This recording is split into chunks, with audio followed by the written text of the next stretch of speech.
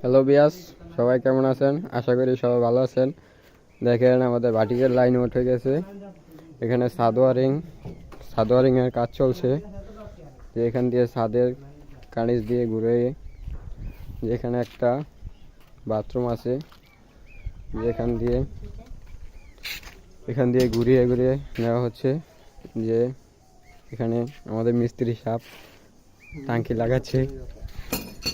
আপাতত টাঙ্কিটা এইভাবে রাখা হবে, পরবর্তীতে স্ল্যাব বানিয়ে উপরে ওঠানো হবে। এখানে একটা কিচিং রুম আছে, কিচিং রুমের লাইন।